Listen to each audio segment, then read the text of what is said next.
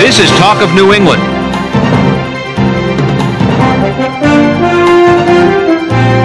With Barbara Anderson and Jim Braude on New England Cable News.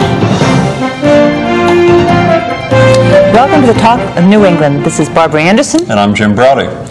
The first 2 weeks on this show, we talked about people who are running for office. Now we're going to talk about issues that are brought to you in the form of ballot questions. Barbara's favorite topic, I should say. As we sit here today, 27 states plus the District of Columbia allow people to make laws on the ballot, repeal laws, change their state's constitution.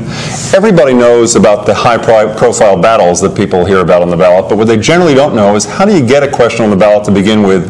What are the rules and regulations? So, Barbara, why don't you talk a little bit about Massachusetts and how that works? Because they do vary from state to state, but in Massachusetts, our initiative petition process, what they call the INR, Initiative and Referendum, began at the turn of the century. Back then, it was liberals and Democrats who were appalled by the fact that the Yankee Republicans were running the state and they wanted a voice too. So they pushed through this initiative petition process, and we've had it ever since, and it became really popular here in the 80s. Were your parents repealing taxes at the turn of the century before you? Is that how you got started? If they weren't, they should have been. But they were in Pennsylvania, which does not have the initiative petition process. So this was new to me when I came here. I fell in love with it, and still am in love with it. The rules are fairly strict, and I think they should be. One of the regulations written into our Constitution by the forefathers who were operating at the turn of the century was that you can't address, for instance, the Bill of Rights. You can't do anything to affect freedom of speech, freedom of religion, any of the things that are guaranteed to us by our federal Constitution. You can't do anything about judges or judges' pay. And most significantly, particularly in the discussions we're going to be having in the next few weeks, you're not allowed to do anything to appropriate money with an initiative petition. And it's important to keep that in mind as we talk about particularly questions 1 and questions 4 on this year's ballot. Well, you mentioned what our forefathers did. Do you think our foremothers would have agreed to the same sort of process had they been around? Jim, you're so politically correct. What can I tell you? They had nothing to, they were completely out of it back at the turn of the century. Even though the hot questions over the years have really been about taxes, everybody knows about Prop 13, and what was it, 1978 in California, that put a pretty strict limit on property taxes out there. And then following that, 1980, I guess it was, Barbara Anderson, Citizens for Limited Taxation, and others did the infamous, or famous, depending on your point of view, Proposition 2.5, which also was a property tax limitation measure. But one of the things that a lot of people don't understand who don't do ballot politics for a living is there are lots of other issues that get addressed on the ballot. For example, in Massachusetts, repealing legislative pay raises. It happened twice. As a matter of fact, 80% of the people in 2 years, 80 and 88, voted to repeal legislative pay raises. There was an effort to repeal a requirement that people wear seatbelts or be required to wear seatbelts. Was that in 1986, I think? I think so, yes. Also won 50-some% of the vote. An effort to require the state to allow people to register to vote in mail-in situations. That bit the dust. And then, of course, even though this is a tax one, I should say, in Massachusetts, my favorite, and we're going to be back with it in a couple of years, the graduated income tax. When I say it's lost 4 times on the ballot, twice in the 60s and twice in the 70s, Barbara generally interrupts me, but I'll do it in advance and says it didn't lose, it was crushed 4 times. That was true, Barbara. Crushed by the organization of which I am the executive director now, Citizens for Limited Taxation, but back then I was just a volunteer, so I am really looking forward to the 1994 ballot question when I, as a person, will be involved in crushing the graduated income tax. Well, we'll see about that. We'll be back in. And this year it's the same way. For example, in a western state, there's an effort to abolish the death penalty. If you read the New York Times today, there are 3 very hot issues on the ballot, one in Colorado, one in Oregon, and in Portland, Maine, the same proposal, to repeal a 5-month-old prohibition against discrimination based on homosexuality. That'll be on the ballot in Portland this November. So there are lots of issues, not just taxes, that are hot issues on the ballot, and people have a right to speak on them. But in Massachusetts this year, we have had 4 ballot questions. We're down to 3 now. There's question 4, working backwards, the tax on oils and hazardous materials. Right, and there's question 3, and question 3 is called the packaging referendum, or packaging initiative, which would require that all packaging be made smaller and or be made recyclable. And there was question 2, public reporting of corporate tax information. Well, there still may be question 2. That's one that we've debated a couple of times here, at least talked about. Wait a minute, last week you said that you'd made a compromise. I won't say deal, a compromise on question 2. I did, and a couple of callers weren't happy about it. And as far as I know, there still is a compromise, even though a few of the business people seem not to be happy about it. So as of the moment, while question 2 is still on the ballot, requiring publicly traded corporations, banks, and insurance companies to tell you what they pay or don't pay in state taxes, we'll see if the compromise holds up through next Sunday. Ooh, is this a late-breaking news story? It may be late-breaking news, and we're trying to set it for you right here. And finally, there's question 1, but we're going to get back to that in a couple of seconds. You know, there's an issue about ballot politics, though, that people don't talk about, Barbara, very much, even those of us who believe in it. Namely, what happens when people decide to vote yes by a majority on a particular issue? In 1980, what was the margin for Prop 2.5? Roughly 60-40, 59% to 41%. So let me ask you a question, Barbara, and this has come up a lot over the last decade. When the legislature, the people who are duly elected by men and women back home, say, well, okay, the voters voted for Prop 2.5, but we want to fix it. Our job is to make laws better, to improve laws. We want to fix it. What's your position? Do they have the power to do that? My position was if they'd wanted to do it right, they'd have done it in the first place, and we wouldn't have had to go out and get signatures, put a question in the ballot, fight a ballot campaign, and win. So is your position that if a question passes on the ballot, that the legislature has no right to touch it unless somebody says they can? I think, well, technically, of course, the legislature has a right to repeal it. Not if it's a constitutional amendment. I mean, if it's a constitutional amendment like Proposition 13 in California, you can't change it unless it goes back on the ballot, and that would be the case. Well, let's just stay with law changes. Prop 2.5 is law changes. With law changes like Prop 2.5, our position is that if they want to change it, they should come to the people who went to all the work to put it in the ballot, and then they will do what we do, ask their members how they feel about this, and if members say this change is acceptable, then it's acceptable and the legislature can pass it. Otherwise, the governor should veto it, as he has done on changes. Well, think about this for a second. So what we're basically saying, or at least Barbara's saying in this case, if people speak favorably on a question on the ballot, as they did on Prop 2.5 in 1980, yes, then it is up to who? The people who put the question on the ballot to tell the legislature whether they are allowed, as duly elected officials, to speak on that issue, to change that law that was passed by the people? As long as we're still alive and breathing, yes. So essentially, Barbara Anderson is saying that Barbara Anderson is the one who will decide whether or not Prop 2.5 is to be changed. That is not what I said. I said the organization, I mean, I might go live in Colorado or something, but the organization that went to all the work and trouble and expense and time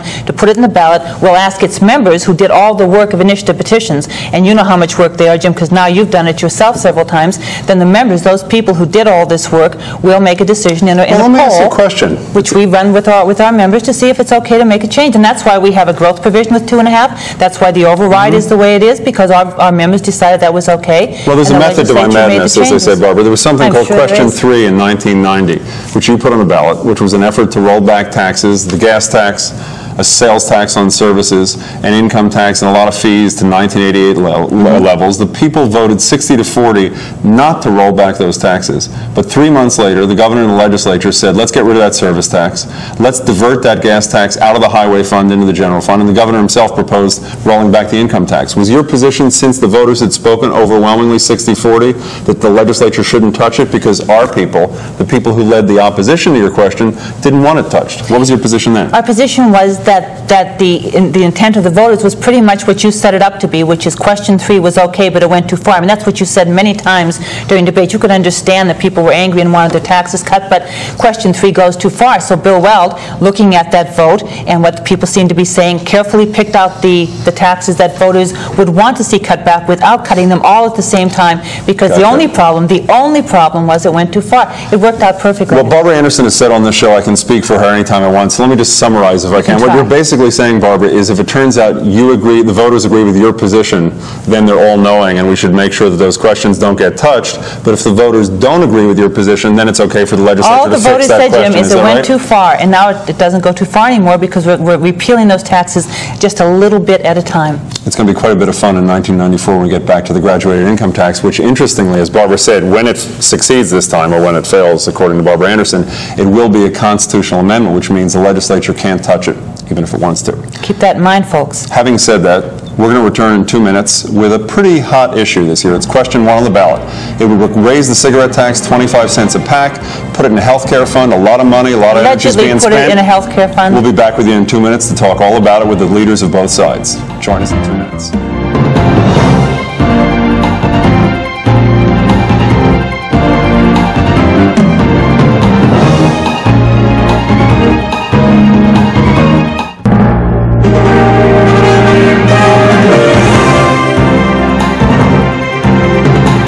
Welcome back to Talk New England. I'm Barbara Anderson. This is Jim Braude, and these are our guests.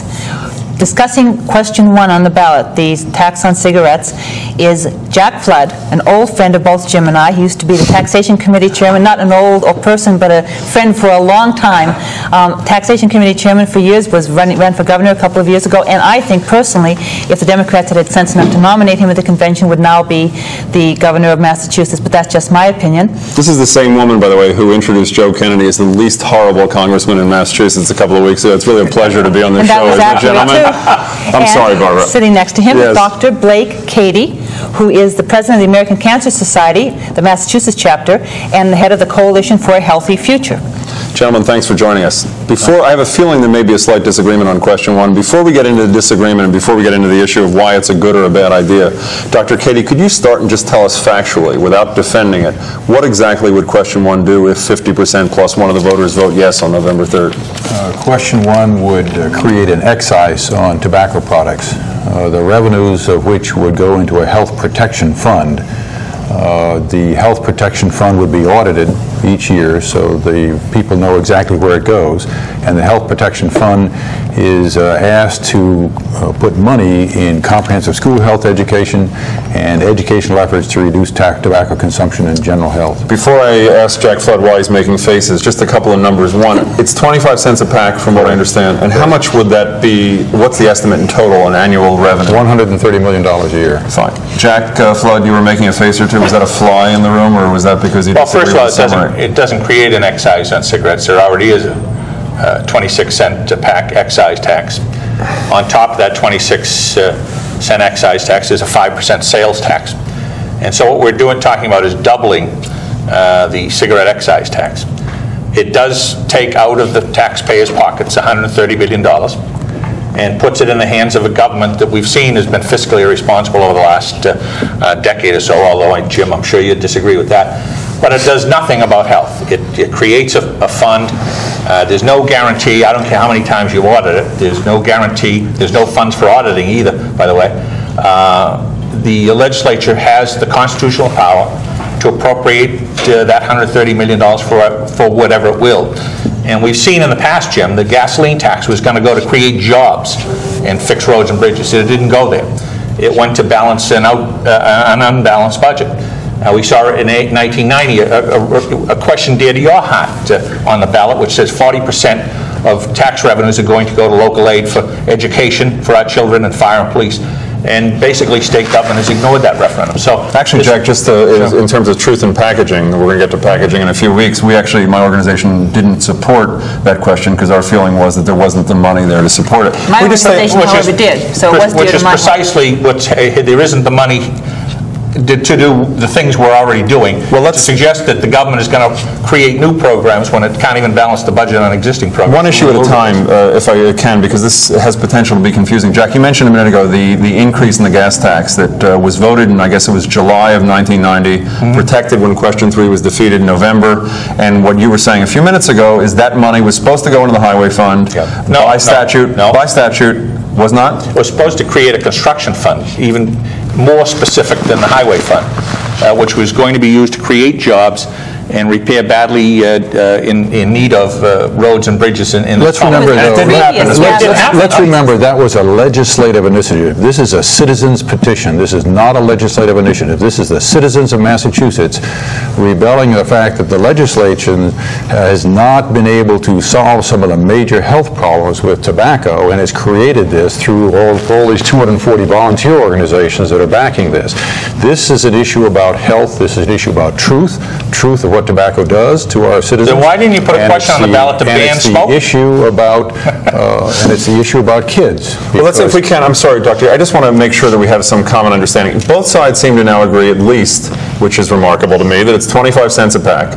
Both agree that it'll raise roughly, if I may, $130 million a year, give or take a couple of $1 million.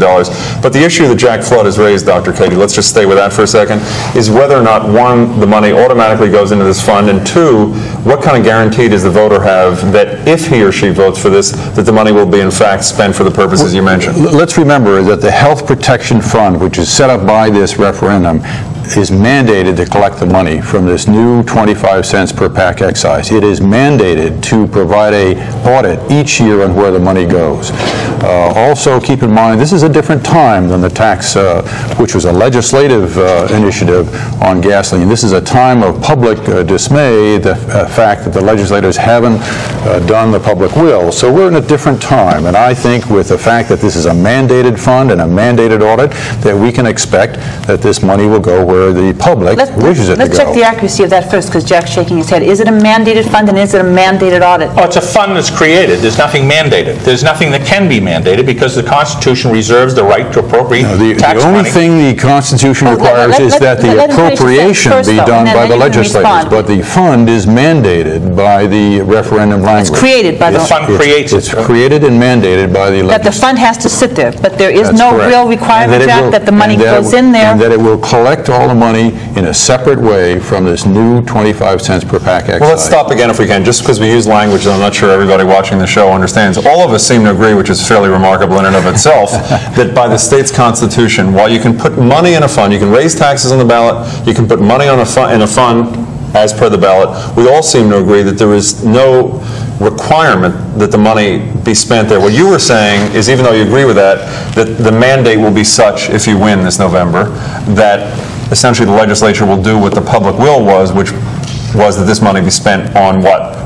Prevention, education for kids so they don't smoke. What kinds of things would it be spent on? Well, it would be spent on all those things to try to deal with this devastating problem that we're faced with. We're still faced with an enormous destruction of our citizens by the tobacco habit. You don't understand that 30% of all cancer deaths in America are caused by tobacco. You don't understand that almost 500,000 people a year have their life terminated early because of the tobacco habit. I think we do understand that. What we don't understand is how this question helps. Jack, how does this question help with the problem he's indicating? It doesn't. It raises taxes $130 million. It takes it out of taxpayers' pockets. It hurts small business in the state, the small variety and convenience stores. This is going to hurt the large tobacco companies. This is going to hurt the small business people in this state during the worst recession we've had since the Depression, especially up on the Merrimack Valley area, down on a southern tier around Attleboro and Fall River. These communities are going to lose a lot of, these little business people are going to lose a lot of business. Let me just interrupt to say that this is several times. Yeah, let him finish his thought first, and then you can interrupt. Okay, and so therefore you've raised taxes, you've hurt small business people. The funds aren't going to go to where he says. I spent 10 years in the Massachusetts legislature. 6 is the chairman of the Committee on Taxation. I think I know a little bit about how the legislature operates. The pressures, competing pressures in the legislature would dictate that if you've already got programs in place that are working, and we've seen the percentage of population in the last 30 years that smoke has been reduced by 50%. The actual sale of cigarettes over the last 10 years has been reduced at a rate of over 2% a year for the last 10 years. And the legislature will say, quite frankly, and probably honestly, look, we've already got programs in place that are working. We're reducing the number of people that smoke. We're reducing the use of tobacco. Let's use that money for something else. Are we reducing these because we've had the excise tax on cigarettes, or is it more peer pressure? It's education, in free education through the years. The media has carried all kinds of stories about the risks of tobacco. It's Jack, working on the population. I just assumed you were against this question. Are you suggesting that, forget the question for the moment, that the problem doesn't need a solution, that essentially the solution's already in place through whatever the legislature has done in the past? I just said, Jim, that we've reduced the percentage of population that smoke has been reduced by 50% over the last 30 years. So we don't have to do anything more, just keep doing what we're doing? Is that your position? Well, I know you'd like a tax for everything. No, I'm just asking your opinion. You're the opponent here, Jack. I think the programs in place are working. At a time during our worst recession when people are out of work and small businessmen are just surviving, you know, remember on question 2 when you were proposing that, you said 40,000 corporations pay the minimum tax. Those are the small mom and pop stores, and that's all they can pay because they're not making any money. Well, Dr. Now you got about that. Let me just say that the mom and pop stores are not the ones that are supporting this opposition to our referendum. The opposition is 100% funded by out-of-state major tobacco. We're going to get to the money in a second. Okay. Dr. Let me say the other issue of small businesses. The people, particularly on the borders, is there the danger that Jack Flood is talking about that this kind of increase is going to drive people into New Hampshire and other states and let them bring cigarettes back Well, across the the border? experience in the past is no. All the bad scenarios that Jack points out have just not proven true. For instance, right now, let him finish, Jack. For instance, right now, Massachusetts is between 10 and 15 cents per package lower than 3 out of the surrounding states. We don't see any surge of business from that. The fact is that in California and Texas, where they raised their taxes, excise and cigarettes in a major amount, there was no surge of business across the borders. It won't happen. It won't happen because that's not people don't drive that kind of distance for that kind of money. Keep in mind that our referendum is designed to try to protect kids. This is an economic phenomenon. Our major issue is to prevent kids from starting. 60% of all adult smokers begin the habit before the age of 14. The kids are the most price-elastic group. For instance, in Canada... What does that mean in English, though? It means that raise the price to decrease consumption. In Canada, for instance, the smoking rate in teenagers, since their excise increase, has gone from 50% to 13%. Can I correct something that's been said here with, just since they've raised their speech? Yes. Just since they've raised their excise. Now, is their excise more than ours or less? I mean, their tax is quite a bit more. First of all, he's incorrect on the cross-border sales. There have been studies done, one by the American Legislative Exchange Council, whose chairman is a paid employee of the Philip Morris Company, and who gets most of their funding from the insurance companies. The American Legislative Exchange. I love this questioning of motivation of people, when the fact is that the ALEC, which did this study, gets all their funding from insurance companies and some of the backers of this group. But the fact of the matter is, the study showed, regardless of who funds it or who's on their board, the study showed there is a loss in cross-border sales. One of the interesting things is, even though some of our surrounding states right now have comparable excise taxes, they don't have sales taxes on top of that. That's why when we said this tax... That's not the issue. We're talking about an issue related to a new excise. It's a tax. Currently, the excise in 3 out of the 5 surrounding states of Massachusetts exceeds ours by up to 15 cents a pack. But they don't have a sales tax on their cigarettes. That's not the issue, Jack. That is not the issue. That is not the issue. We're talking about excise, a new excise in cigarettes. I wasted 6 years as chairman of the Committee on Taxation because Massachusetts doesn't just have an excise tax. It has, on top of the excise tax, Blake, it has a sales tax. And one of the reasons Connecticut doesn't have a sales tax? And one of the reasons that we're having problems with cross-border sales, not just on cigarettes, people don't just go across borders for one item. This state is a high-tax state, and people for years have been going to New Hampshire. We double our excise tax, and we really more than double it, Jim, because the sales tax is calculated on the retail cost of price. That is not the excise tax, Jack. That is something else. That's something totally different. Jack and Blake, actually, we're going to get back to whether we're a high-tax state in a couple of minutes, but before we do that, Alan from Quincy, you're with us with Jack Flood and Blake Cady. Thanks for joining us on Talking New England. Yeah, I enjoy your program a lot. Thanks. Thanks. I'm getting a little tired of hearing. I've been a smoker myself for 40 years, and I recently reduced the amount of smoking that I do. I'm getting a little tired of hearing the claim that 300,000 people a year die from smoking. The ingredients that are in cigarettes can also be found in almost any other product that is burned and cause the tar in lungs. I would like to see this gentleman who repeated this visit come forward and produce death certificates signed by doctors. 300,000 people whom he claims die each year. We get your question. But wait a minute, before you go away, you did reduce smoking, though. Did you do it because the price of cigarettes went up, or because you thought there was some hazard to your health, or why? Definitely, because the price of cigarettes went up. So there was an effect on you of an extra cost of cigarettes. That's right. Alan, before we get to Dr. Cady's response, how are you planning on voting on question 1? No. I want the viewers to know, by the way, we're going to do a stunningly unscientific poll, which is what I think we could be most comfortable with in terms of callers over the next 80 minutes. So you're the first part of that horribly unscientific poll. Dr. Cady, can you respond to Alan from Quincy? Let me just, I'm a cancer surgeon. I spend my entire career dealing with cancer patients. I'm the one that sees the human wreckage in our hospitals that's resulting from the tobacco habit. You can't understand the kind of devastation that goes on with this habit.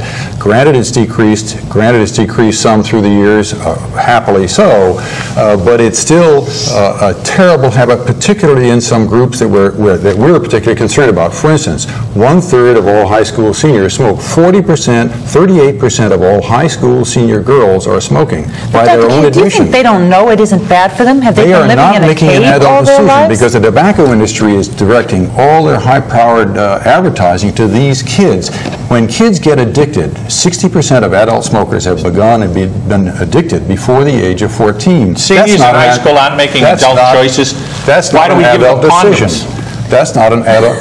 Let's talk about the issue at hand. Well, you're talking about seniors in high school don't make adult decisions? These are kids who are trapped by an addiction at a time when they cannot make a reasonable choice. But why do they choose to take a cigarette the first time? Is it because they don't know, they've never heard anybody say that it's addictive, or because they're rebelling against we adults who tell them not to do it? I can tell you what I read on the front page of the Boston Globe a couple of months ago is the answer to that, and I'm not sure whether it's true or not, is because 92% of the kids in this country under 6 know who Joe Camel is, and only 89% of the kids know who Mickey Mouse is. Exactly. I mean, I don't know whether that... Well, first of all, I'm not here to debate Joe Camel, but second of all, if the devastation that you talk about, Doctor, is so dramatic, why didn't you just put a question on the ballot to ban the sale of cigarettes in Massachusetts? Because prohibitions clearly don't work, Jack. You know that. You're smart enough to know that. Everybody knows that. Nothing should be prohibited. You don't think cocaine should be prohibited? That's a different issue. We're talking about tobacco. You said this is killing people. These kind of things. Well, tobacco kills more people each year than drugs, accidents, car accidents, suicide, murder, yes, but you said nothing should be prohibited, and Jack wants to know why don't you just prohibit cigarettes? Some of these adult habits should not. Alcohol doesn't work as a prohibition. We've been shown that in the past. There's no point in trying to do a prohibition. That's not what works. What works is education. I'm going to have to stop you there. We'll be back with more of your calls on Talking New England in 2 minutes. Stay with us.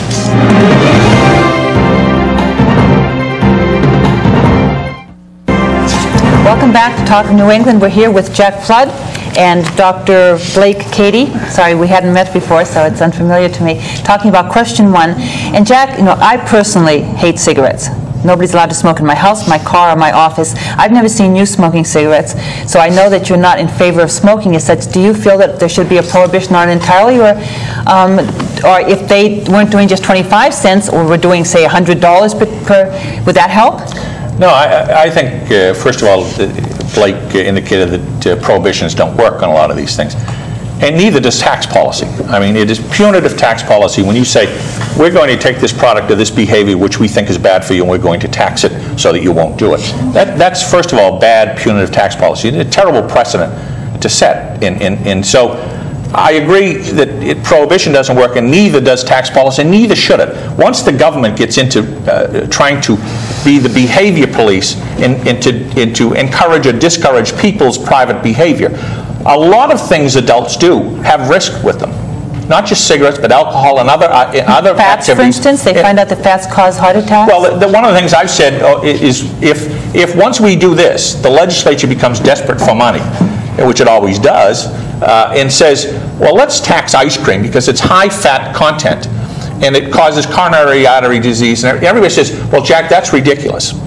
And California, which is desperate, the government's writing IOUs out there, recently passed one on junk foods because they're bad for you. And what I'm suggesting is what seems ridiculous today, probably to a lot of people 5 or 10 years ago, it would have seemed ridiculous that we tried to discourage people from smoking by taxing them. You want to hear one interesting thing? Before we take one more caller, if I just may, interestingly, on the ballot in California, Proposition 167, I believe, this year, November, would repeal the tax on snack foods. On that note, Joseph from Revere, you're with us on Talking New England.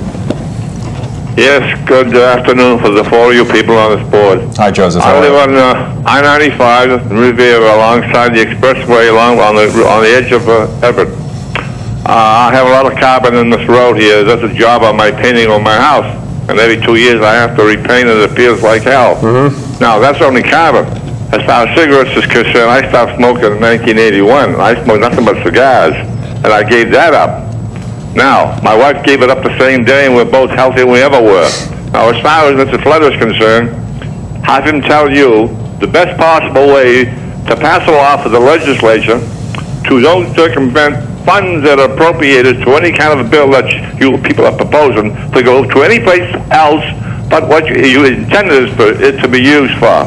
So that can be done, and if he wants to be on the cigarette side or whoever's side, that's all well and good.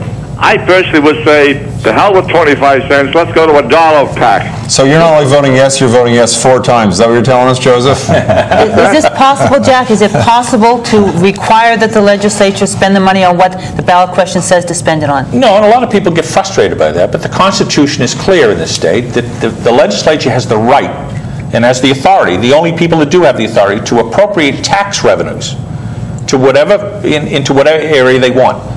It's different than fees for, say, the Turnpike Authority, but general tax revenues, the legislature is the sole authority, and their track record is that if they find something else to spend it on, like balancing the budget to keep the bureaucracy in place that's already there, they'll spend it on that before they'll move into new areas. So that's why question 1 says, subject to appropriation. It's actually drafted into the law. Okay. Could I correct some misconceptions? The tax policy does work. It's been proven. We're not talking about untried things here. Tax policy does work. What's happened in California since their tax passed is their consumption is going down. What year was that, by the way? It began in 1989. It was passed in 88 and began in 89. The decrease in tobacco consumption in California is twice the national average. It does work. It's worked in Canada very successfully.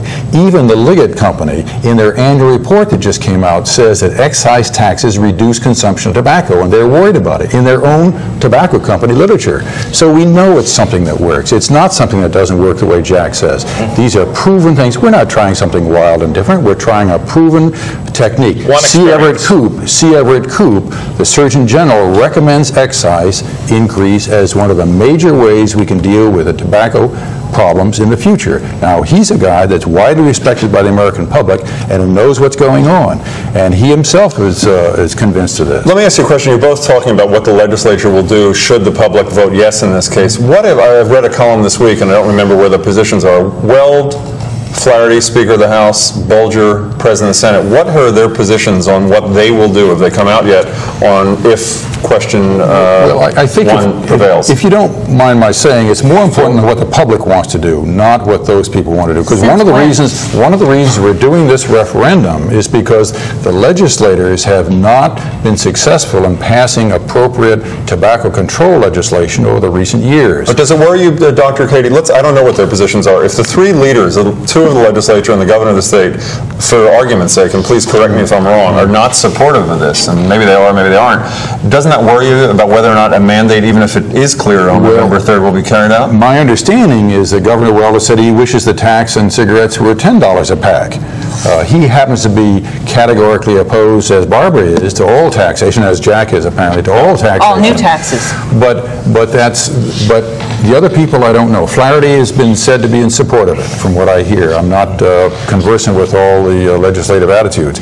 But the important thing is the public is for this. 77% of voters in Massachusetts, 70% of voters in Massachusetts are in favor of this type of initiative. Let's talk about the 70%. What 30% of smokers are in favor. Let's talk about this. What percentage of the people in Massachusetts smoke, roughly? Of voters, about 23%. So basically what you're saying... all citizens, about 25 or 26%. Well, let's say 25% for argument's sake. What your ballot question is saying is that 25% of the population should support this fund, which will hopefully cause kids not to smoke. Now, let me ask you a question. Is your point of view that it's only the responsibility of smokers to make sure that we have a preventive program so kids avoid cigarettes? Well, but Jim, everybody's Jim, you forget, if you have a family of 4 and a non-smoking in Massachusetts, you pay $1,000 a year in costs incurred in health care that's distributed across the population that's caused by smoking. How much do you pay that's caused by ice cream and bacon? $1.5 billion a year in health care costs in Massachusetts from tobacco diseases. If you use that argument, how far does that argument go, Sure. Jack? Yeah, and it's a dilemma. And I'm not here to deny this risk in smoking. There are with the use of alcohol and other products such as ice cream and high-fat foods. The fact of the matter is, it's not the subject of tax policy. And to now do this at a time when our economy is at the worst it's ever been, to take $130 million after Governor Weld has done yeoman's work trying to bring the state finances back under control. And when finally we got the New York bond companies to make us at least second worst in the nation, not worst, at least we're coming back. And now to give state government $130 million which they're not going to put towards new programs. They're going to put to support the bureaucracy that's already in place. It's going to reverse the efforts of this administration over the last 2 years. It's going to hurt small business people in this state. And it's going to send $200 million in sales to Rhode Island and New Hampshire and Vermont. But Jack, you mentioned can I just stay with Jack for a second? You make a point about Governor Weld and the wonderful work he's done. One of the things, if I recall, there was a bill very much like this that was in the legislature. And if I recall, at least from the stories I read and from listening to legislative leaders, something like this would have become law about a year ago had Governor Weld not said in advance, I'll veto it. I think his comments were, I don't like smoking, I'd like to see it stop, but I'm also anti-tax. So this same governor is one of the reasons, I would assume, why this question is before the public on November 3rd. Can I answer that? Because I think you're referring to an article in one of the dailies recently that the members of the legislature, a friend of mine, Tommy Finneran, chairman of Ways and Means, said that there was such a bill and that he had sympathy for it. However, you have to remember, it was in the article, but it was a very quick. It was part of a deficit package. State government in Massachusetts, the spending has been out of control for 8 years, and we're trying to get deficits down. And to suggest that in a deficit package you're going to increase a tax and not use it for the deficit, but you're going to use it for new programs is ludicrous. Forget the tax. Conversely, let me ask Dr. Katie. The state budget went up this year about $1 billion. By the time the year's over, it'll be up $1.5 billion. If this is so important, and I think we all agree that doing something about smoking is important, why can't they take $130 million of the $1 billion new dollars they're spending this year and spend it on this? Why do they have to raise another tax? Because, Barbara, in contrast to what Jack says, excise policy and increased costs in tobacco does affect teenage, in particular, behavior. Then why not do $10, Jack? A 10% increase in tobacco costs reduces teenage smoking by 15%. 25 cents is going to make a difference to a teenager who wants to buy. That's right. There are scientific studies that clearly, well, you may find it hard to believe, but it's scientific studies. Now, the other thing you need to remind... Sadly, youngsters today are using both drugs and alcohol. And both of those products are more expensive than a package of cigarettes. And that's sad, but it's true. And when we start talking about effects, I think we have to be really honest and realistic about the real chance of this. Youngsters start smoking, as I did as a youngster, because they saw people in it look cool.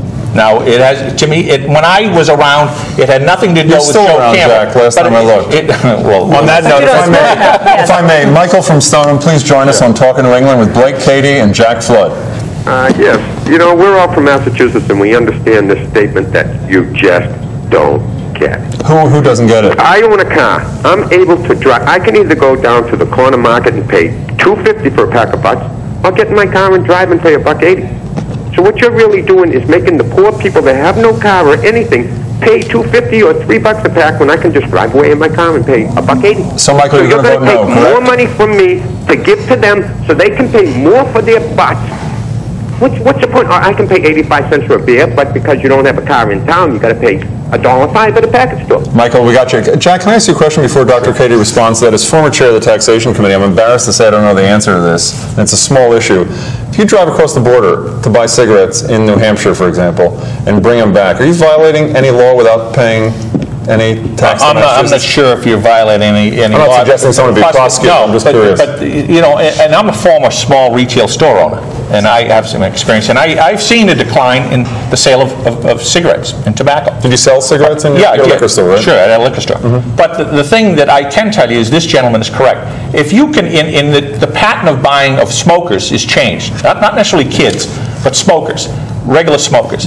They tend to now buy by the carton. And if you can go to New Hampshire, if you're from Haverhill or Lawrence or up in that area, and you can go to New Hampshire and save $2.50 or $3 a carton. Down the street to New Hampshire. Down the street to New Hampshire. You're going to do it like this year. And then what you're going to do besides that is probably have lunch there. So the small luncheonette in those cities and towns, it's not just those mom and pop convenience stores that are going to be hurt. Other collateral businesses are going to be affected. Dr. Cady, your response. Well, let me point out the facts. And the facts are that doesn't happen. It didn't happen in California. It didn't happen in Texas, where they raised cigarette excise by 20 cents a pack.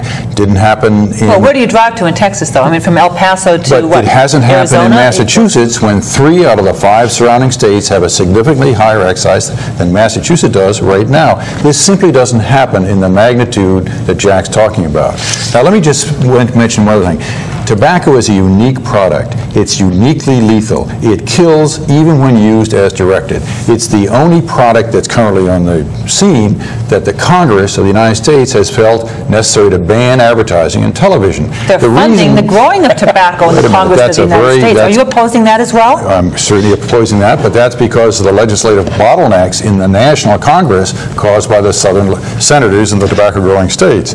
It's a relatively minor amount, but what I'm saying is tobacco is a unique product. $1.5 billion in Massachusetts alone are spent on the health effects of tobacco diseases. It would cost $3 per pack of cigarettes extra to pay for the health cost of smoking a single pack of cigarettes in Massachusetts. That's been shown. Doctor, I don't know who's shown it, but I haven't seen it. Very quickly, Bill from Salem, you have about 15 seconds for your question.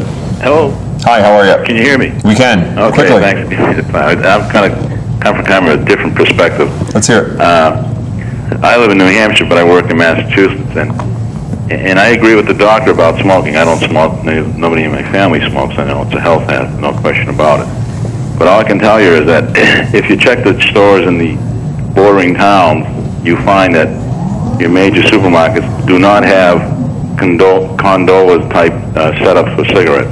If you come into my town and all across the border, you'll find that's exactly what they have. What kind of setups? Excuse me? You know, the gondolas they have when you buy the cartons. Oh. You won't find that in supermarkets along the border because they don't sell cigarettes in that volume. Bill, can I ask you a quick question before we go to a break? You work in Massachusetts, you live in New Hampshire, why? Excuse me, what's that? Why do you live in New Hampshire if you work in Massachusetts? Well, no, I'm just curious. If you want to go back, my dad lived in Massachusetts and urban renewal came in and they tore down the neighborhood. But it wasn't like to avoid taxes or that sort of thing, because we've heard that story and I was afraid that was going to be the end of the sentence. Not the case with you? No, I just but let me just tell you that, you know, there's a lot of people in my neighborhood, in my town, that's exactly why they moved up here. But I just want to point out a couple other things if I can. Try to be very, very brief, Bill.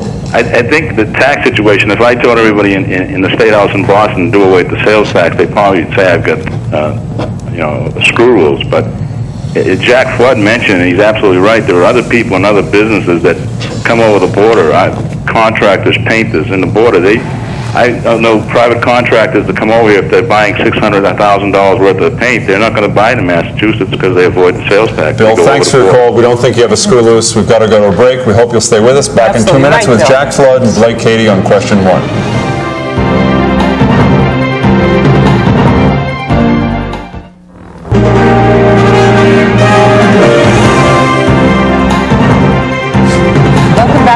New England. We're going directly to the phones to another border community, Bob from Newburyport.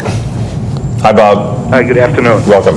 I'd like to make a comment. As far as we're going down the line and saying if entrepreneurs and businessmen can make money on cigarettes and on alcohol who don't even partake of the drugs, then why don't we go one step further and take the libertarian view of legalizing all drugs?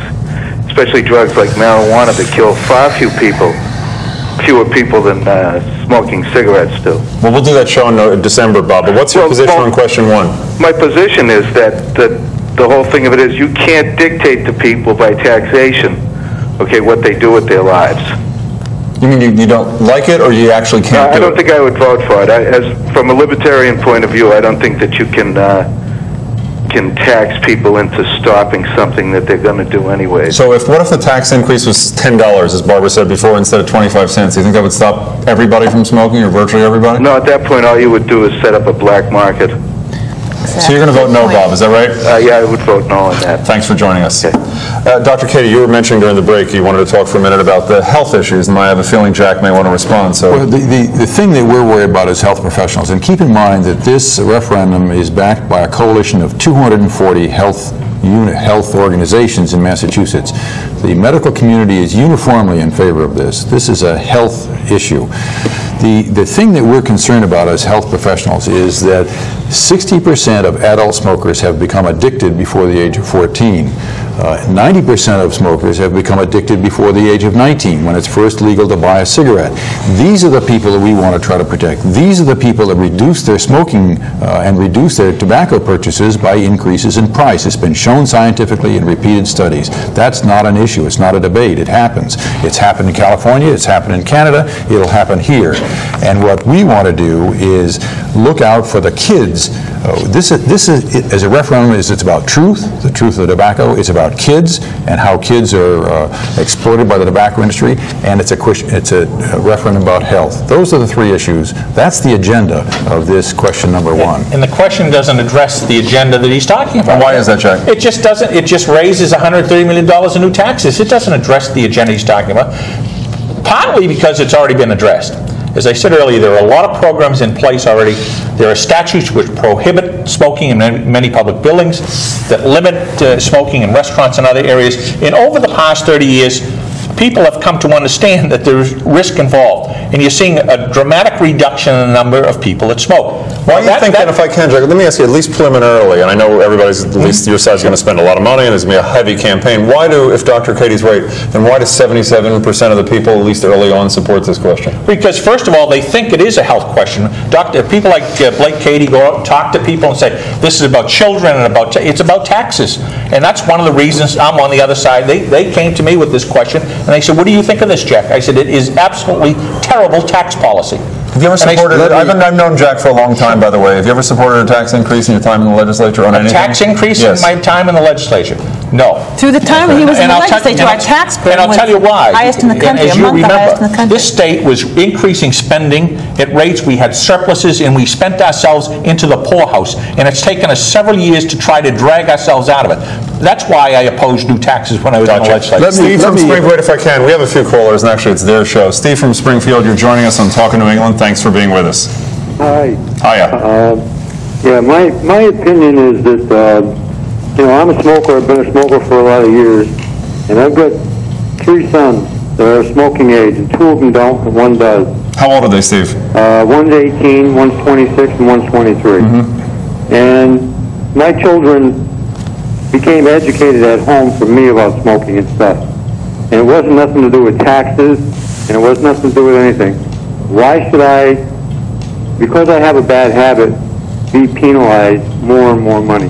Dr. Katie? Well, the issue... Dr. Katie? The issue is that it's been shown as a proven fact that increases in excise and cigarettes reduce consumption. I've never met a smoker who wants their children to start. I've never yet met one.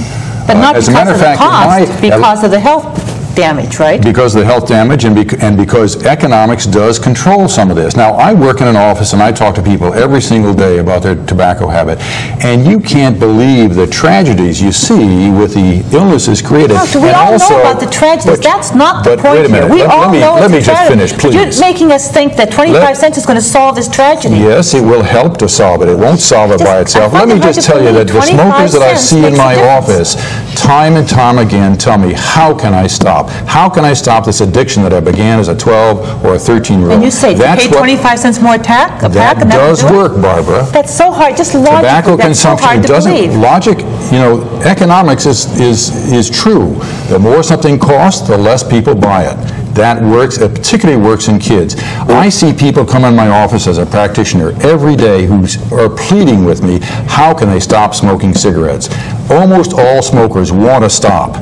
Most of them have tried and failed because the addiction is so severe in tobacco. If you talk to Vietnam vets that came back addicted to heroin and tobacco, almost always they will tell you it was easier to get off heroin than it was nicotine. But 25 cents will do it? How about Barbara's question? Addiction like heroin? How about more money? Why wasn't it more than 25 cents? If it turns out you believe that tax policy does change behavior, why not 50 cents or a buck? Well, because the public, in our polls, that was about as far as they would accept at this particular juncture. Jeff, would you get off heroin for 25 cents? Well, wait a minute. I mean, that's the irony of this thing. The public will accept 25 cents. And the fact of the matter is, smokers will. You know, Let me I have just- never seen. Let him finish. And I've known a lot of seniors in high school because of, you know, I've had children. But I mean, 25 cents is not going to be the decision-making point. The data is that it does. I would have felt the question was much more sincere if they had gone to $5. Would you have supported it? Pardon me? Would you have supported it? I don't support taxation to police people's behaviors. The other fellow just said on the telephone from Springfield, just because I have a bad habit, I don't think I should be hit for my bad habit. If we do that, if we tax people on their bad habits, we could do away with the income tax and the sales tax. Everybody. How about tax incentives like this? Let me just say that the best argument in our favor is the fact that the tobacco industry out of state is spending between $10 and $15 million in Massachusetts to try to defeat this. That's not right. They're trying to defeat this with that kind of money because they know it works too. You don't have to exaggerate. Jack, before we go to our next caller, how much money is being spent against this? I really don't know. Nowhere in that vicinity. And the fact of the matter is, so far at least I'm 5 million. The and I happen newspapers to have be said a tax so policy. far at least 5 million, right? That's what the newspapers have said. If that's what the newspaper said, I'll go with that. Billy from Cambridge, you're with us in Talk of New England. Hi. Hiya. I quit smoking around a month and a half ago. I started smoking when I was 13. Now, I couldn't agree more with Jack Flood because this tax is completely unfair. Now, I'm going to cast a very hypocritical vote, and I'm going to vote for it. At least you're honest. Oh, you're going to vote for it? Yes, it's going to help me because I'll be less likely to buy a pack of cigarettes if I have to pay more for it. And I think it is crazy to make these people pay all that extra money, but it will help, not the children's. The children, they will buy cigarettes if they wanted it. The quarter's not going to stop them. But it's going to stop the people that are smoking 3 packs a day. How old are you, Billy? I'm 25 years old now. But you already quit, right? I quit about a month and a half ago. Well, you're an honest guy, Billy. Thanks for calling. Mary from Brockton, you're with us on Talk of New England. Hello, Mary.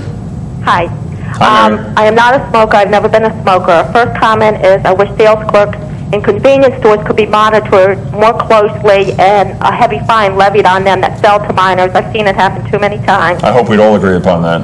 Second of all, I think state government can spend our taxes any way they want, and I think they do that. And third, what exactly are the services provided by this health protection fund? Dr. Katie will answer that, but are you a yes or a no vote today on question 1? I'm not voting for a tax increase on cigarettes. Dr. Katie. Well, the Health Protection Fund, which is mandated by the referendum and is audited with a published audit each year, the funds will be spent on comprehensive school health education, community health centers where they're doing tobacco education, educating pregnant women not to smoke during their pregnancy, and all facets of the tobacco-related health problems. That's where the money is to be spent. Doesn't it say on a pack of cigarettes now to pregnant women shouldn't smoke, or does it? But you don't understand the strength of this addiction, and the strength of the addiction when it begins in kids. Kids, when they start smoking at the age of 12 and 13 and 14, have 4 times acceleration of the health effects later on. Kids who start smoking at 12 and 13 almost never get off cigarettes. If you start smoking as an adult... It is illegal to sell cigarettes, as she said to kids, right? Of course it is, but the median age of adult smokers beginning in this Commonwealth is under the age of 14. 60% of adult smokers have become addicted before the age of 14. Where do they get the cigarettes? The problem is that kids who start early smoke more, have more health effects, and can't stop. We may not That's agree our on issue. every issue, but we do agree. We'll be back with you in 2 minutes on Talking New England with Jack Flood and Blake Katie.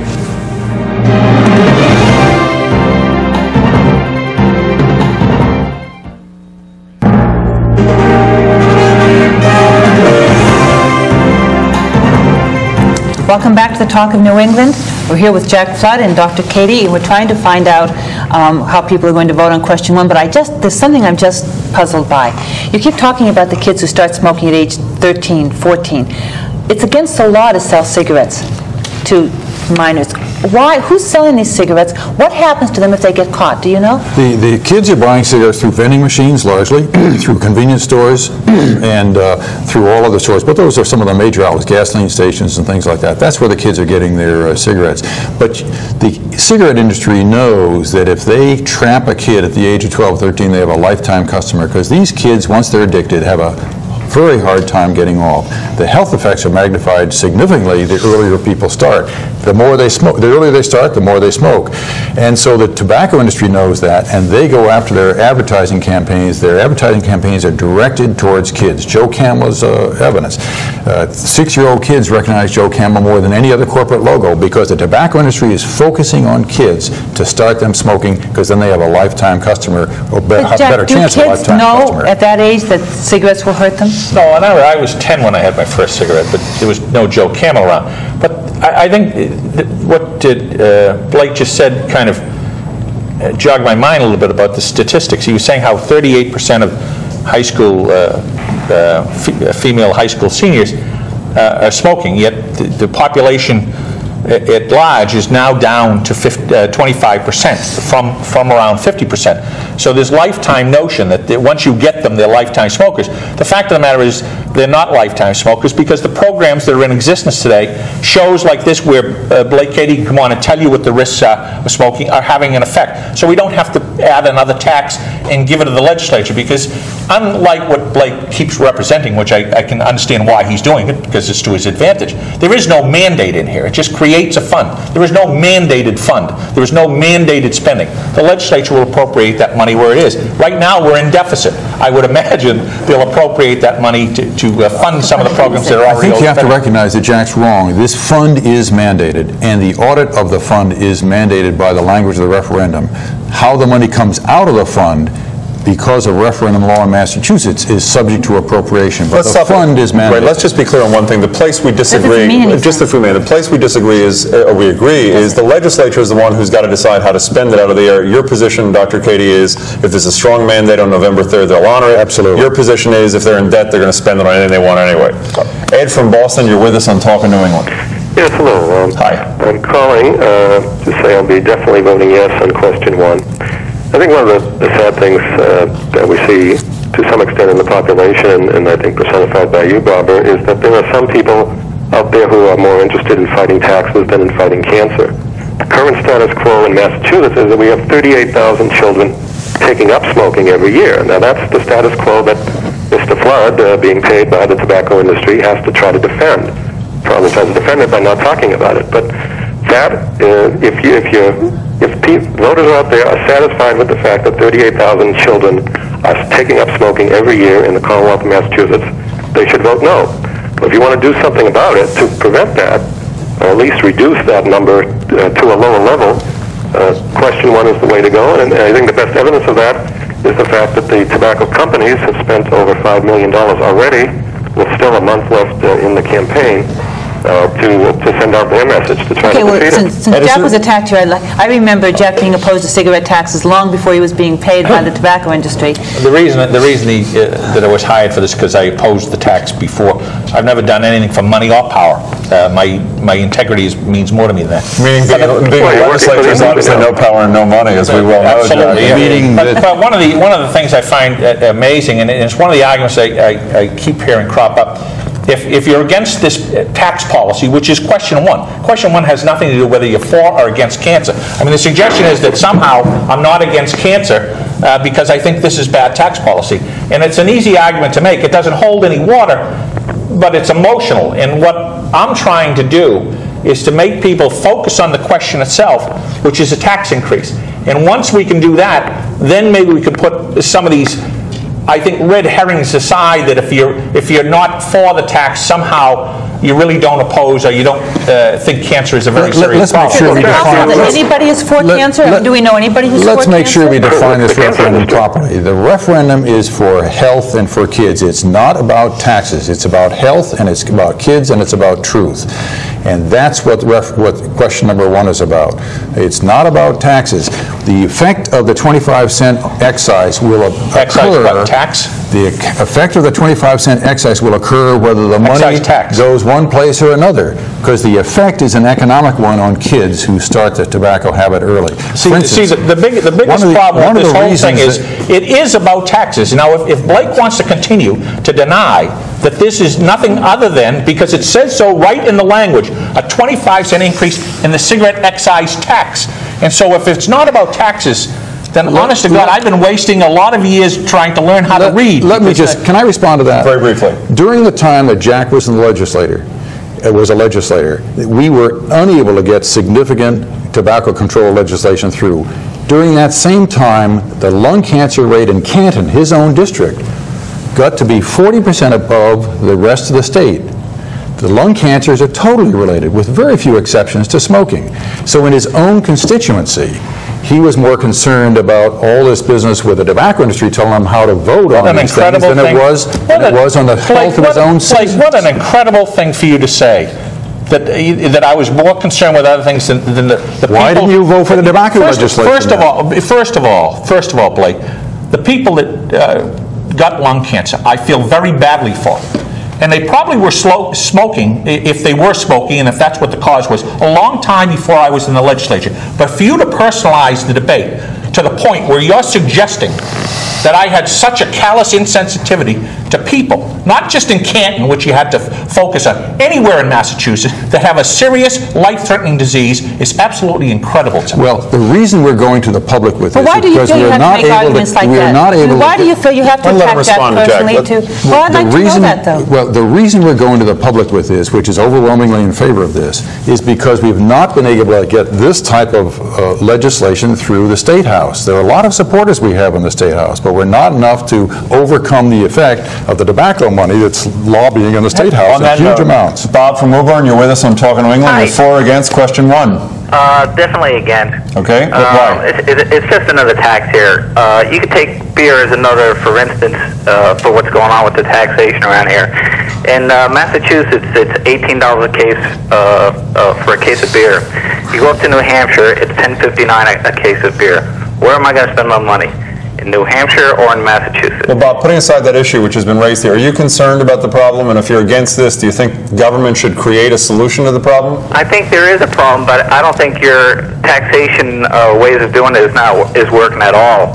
Because even people in Canada where it's $6 a pack for a pack of cigarettes, I don't smoke, by the way, but even in Canada where it's $6 a pack of cigarettes, people are streaming across the border to the United States to buy their cigarettes where it's a heck of a lot cheaper. Bob, and the people will go where it is the cheapest. Thank you for joining us on Talking to England. Now, we only have a couple of minutes left for this segment. I'll start with you, Dr. Katie. Tell the people who are watching here today why they should vote for question 1, 30 to 45 seconds, and then, Jack, you'll get your crack. The last caller talked about the Canadian experience, and of course the most hardening thing about the Canadian experience is teenage smoking in Canada has dropped from 50% to 13% during the time that this tobacco has gone up sharply in price. The same type of things have been seen in California, and they've been seen in other places. The bad scenarios that Jack talks about in terms of lost business and lost jobs simply haven't happened in the many experiences that have occurred in this country when excise in cigarettes has sharply increased. California, Texas, and indeed we don't see that in Massachusetts when our surrounding states have excises high in excess of ours. So the bad scenarios don't happen. What we're seeing is we're seeing a tobacco industry that's throwing $10 to $15 million into this question because they know that excise policy does decrease smoking. And what we're talking about is we're talking about health policy, we're talking about health, we're talking about kids, and we're talking about the truth of the tobacco devastation in our population. Thank you. This is one effective way of dealing with it. Jack, your response. Basically, it's a $130 million tax increase at a time we're trying to bring government spending under control, and it's ill-advised. Secondly, it's going to hurt the small business community in Massachusetts. Maybe over time it might have an effect on major tobacco companies, but the immediate impact is going to be on very small businesses in Massachusetts, which are hurting greatly right now. And I just think it's the wrong tax at the wrong time. The one thing I would like to say in closing, that I've debated many people on this question in many forums so far during this thing. I was hired because of my position and my understanding of tax policy in Massachusetts. And to have somebody here suggest that it's tobacco money or that I would care less about human beings, it's all right to have a disagreement on tax policy, which this is.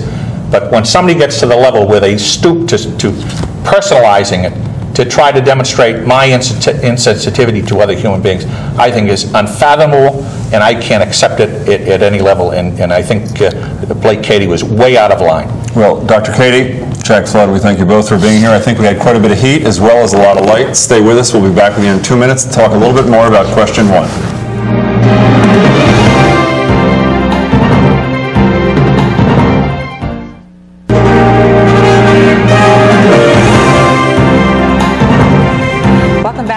New England. We're talking about question 1. I'm Barbara Anderson. This is Jim Braude.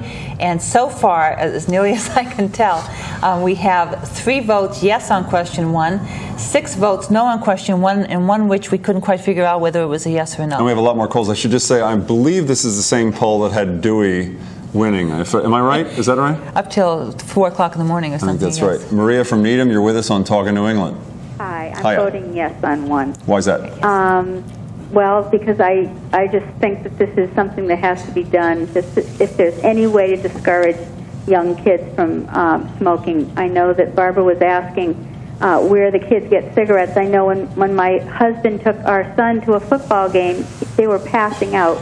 They tried to give him free cigarettes. They were passing them out at the football game. It was at a major football event. Is that in Massachusetts, Maria? That was, I think it was in Maryland. They had gone down to a big university game. I think it's illegal in the state now. I've seen them in downtown Boston trying to pass out, not recently, but as I think last year, I've seen them trying to pass out cigarettes in the street. Would you agree with me that somebody who gets caught doing that, handing cigarettes to a minor, should be severely punished? Yeah, but when we said something to him, they just laughed at us and said that we were protecting our baby or whatever. I mean, it was just a ridiculous remark. Maria, do you smoke, by the way, or your husband? No. We were smokers long ago, but we are not. Why did you stop, and how did you stop? I stopped because I don't, just out of the, from a remark that a child had made to me that I had smelled up their house so badly that their father didn't want us to come back.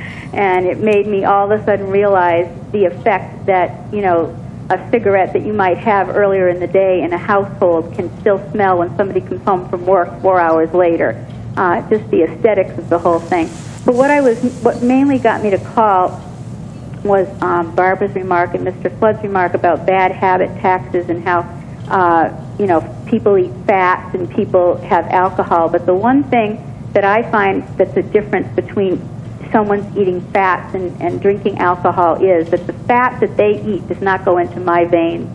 The alcohol that they drink does not go into my veins. You're talking about this passive smoking thing, all the studies that have shown. Exactly. It's not a habit that you can have that does not affect those around you. Maria, thank you so much for being with us. Okay. Henry from New Bedford, you're with us on Talking New England. How are you voting on question 1?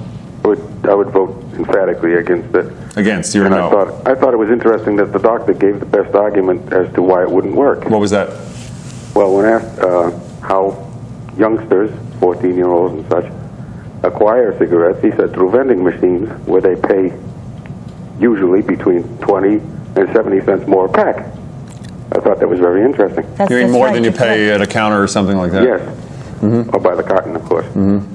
Would you support this if it were a larger excise, or you're just against increasing the tax across the board? I don't think taxation is going to change people's habits.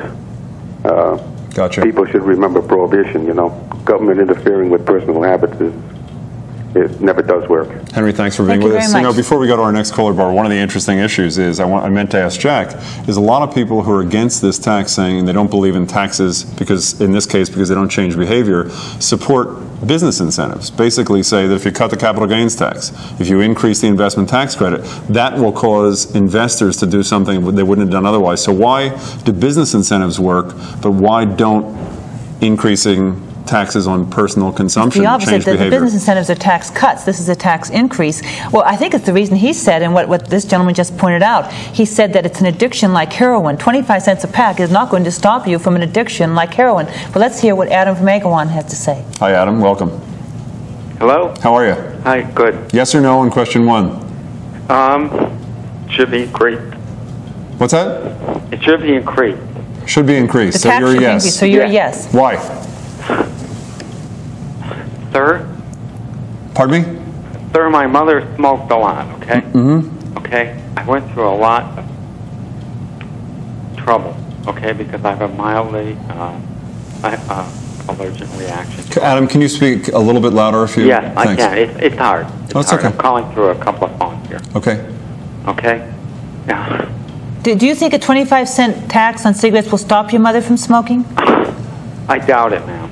The problem is, nicotine is one of the worst addictions in the world. So your view, Adam, is essentially anything, even if it isn't a guarantee, any increase that has potential to stop people from smoking is something you'd support? I'm watching you right now on the TV, sir. Gotcha. Adam, thanks for being with us. Don from York, you're with us on Talking New England. Yes or no? Well, first of all, I'm from York, Maine, and I just wanted... Oh, excuse me. Yeah. Welcome. Thank you. So if you vote, you're probably violating the laws of about 4 states, so forget that question. Well, I just wanted to touch base on the business side of it for a second. And, you know, my father owns a store in York, Maine, and New Hampshire has a lower tax than we do on cigarettes. And we see people drive right over to New Hampshire without even blinking an eyelash to buy these things. I'm embarrassed to say I don't know where York is in Maine. I'm sure Barbara does. It's right over where the is border. It? Right on the border? It's right over the border. But the bottom line is anyone in retail knows that people go out of their way for milk, 2-liter Coke, and cigarettes. And they have cigarettes priced from anywhere from 95 cents to $2.30. So we've seen a substantial number of our customers, and I can't blame them. Don, you have a snack tax in Maine too, don't you? Well, we currently have $3.70 a carton on a carton of cigarettes that is just state tax, and of course there's $2 federal tax already on that. Don, one quick question. You can settle a disagreement Barbara and I have because of the crack research we did. We didn't agree. Does Maine state law allow people to make laws or pass laws on the ballot statewide, or is it just in individual cities and towns?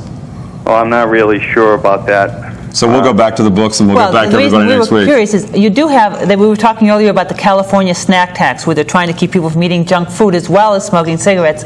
You do have a tax like this in Maine, if I remember. Absolutely. And so people have to pay extra if they're going to eat something that the state of Maine perceives as being bad for them, right? You know, we hear about it every day they make a purchase. But let me just say something both to you and Barbara. We don't tax things just because they're bad for you. This is the case in the cigarette tax, the proponents would argue.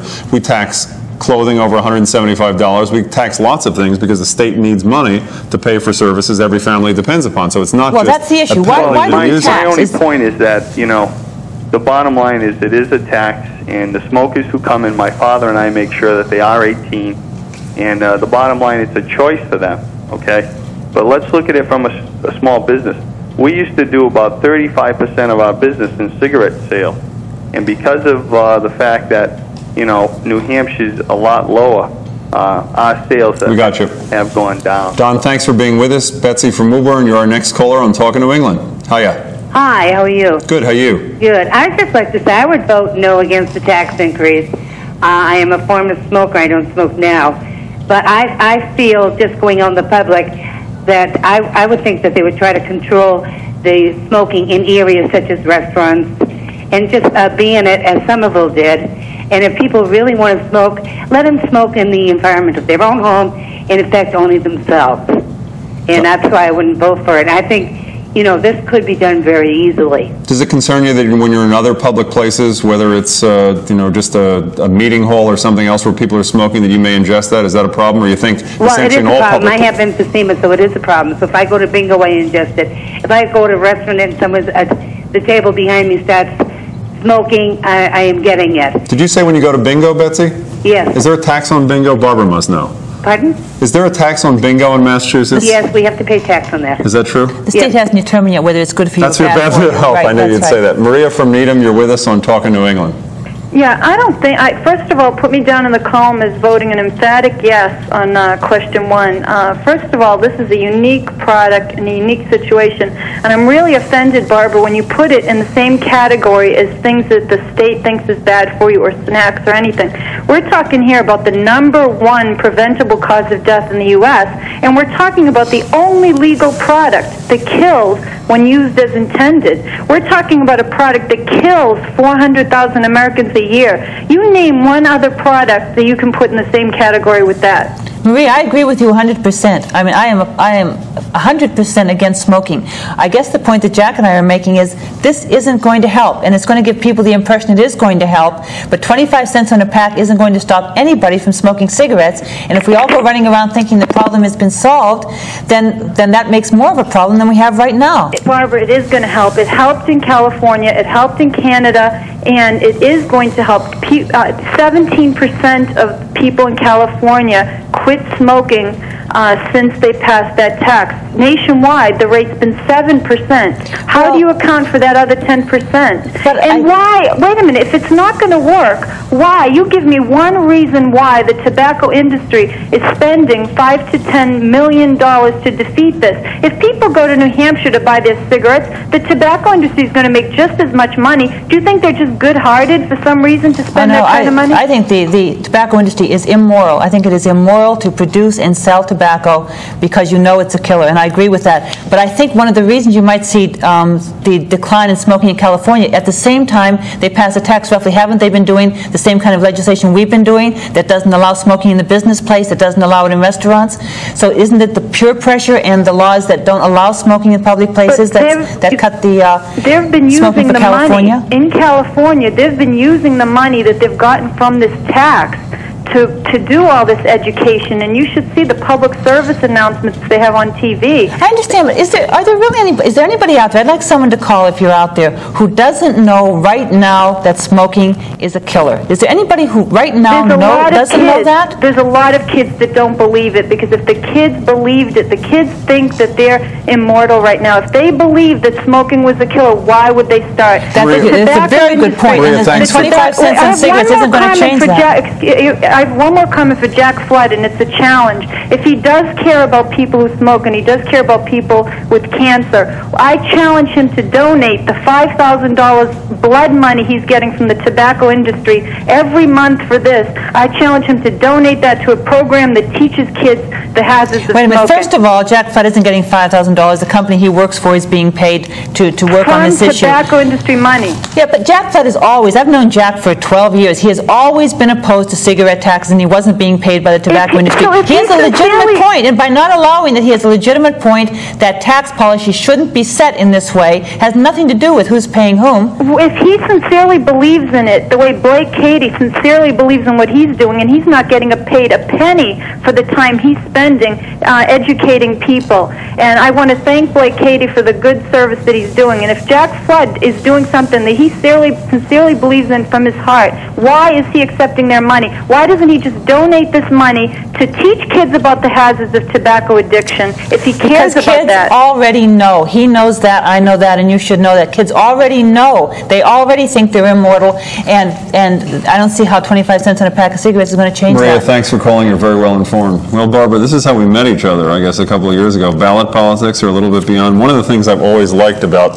ballot campaigns is you really get right to the issues, and you don't have to talk, you don't have to tell a voter, like if you're running for office yourself, why you think you're a good person or why you're better to do something than somebody else. The issue's out there, and we can discuss it intellectually, and also the beauty objectively. Of it, nobody rushes at breakneck speed towards the middle. I think one of the things I enjoyed about hearing Blake Cady and Jack Flood is I don't think they're going to meet somewhere there in the near future, and the hope is the public comes out of this with actually a pretty good point of view. One of the things I wish we had asked the callers, which we didn't, is how many of them had their point of view before they heard Blake and Jack, but maybe we'll do that next week. Well, so far it was 6 yes, 8 no, and 1 we couldn't determine.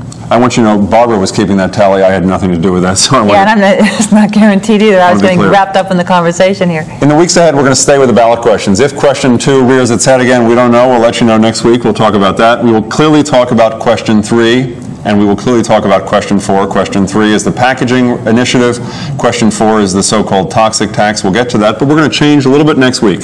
We're going to be with you next week a couple of hours before the first debate between Clinton, Bush, and possibly Perot, and we're going to have people sitting with us debating about the debate, tell you what to expect, who's going to win, what are the key points everybody's got to make.